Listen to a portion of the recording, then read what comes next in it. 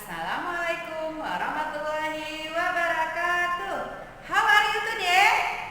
I'm fine too. Semoga Ananda di rumah dalam keadaan sehat, ceria, dan tetap semangat.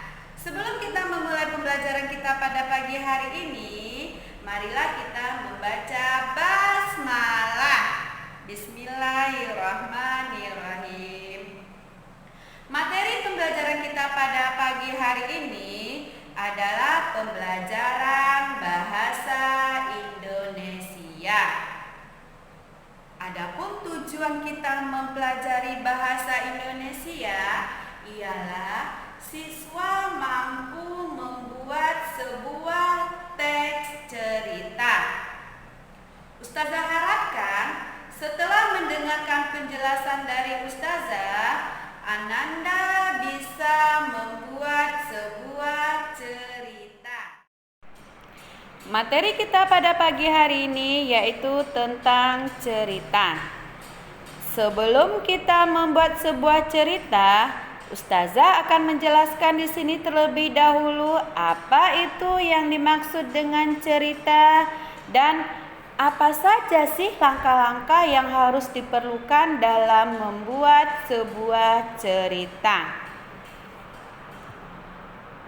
Cerita adalah rangkaian peristiwa yang disampaikan baik berasal dari kejadian nyata, non-fiksi, ataupun tidak nyata, fiksi.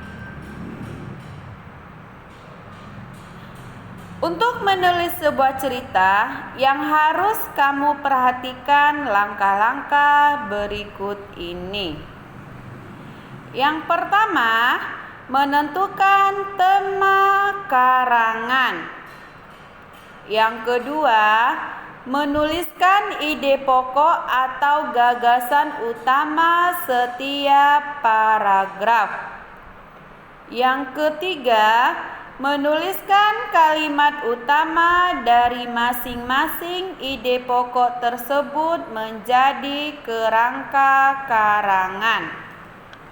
Yang keempat, mengembangkan kerangka karangan menjadi karangan yang sebenarnya. Yang kelima, memberi nama karangan atau judul karangan. Perhatikan yang Ustazah buat berikut ini. Ini adalah langkah-langkah membuat sebuah cerita. Di mana tadi langkah yang pertama kita harus menentukan tema karangan. Ustazah menentukan dulu tema karangannya, yaitu hewan kesayangan.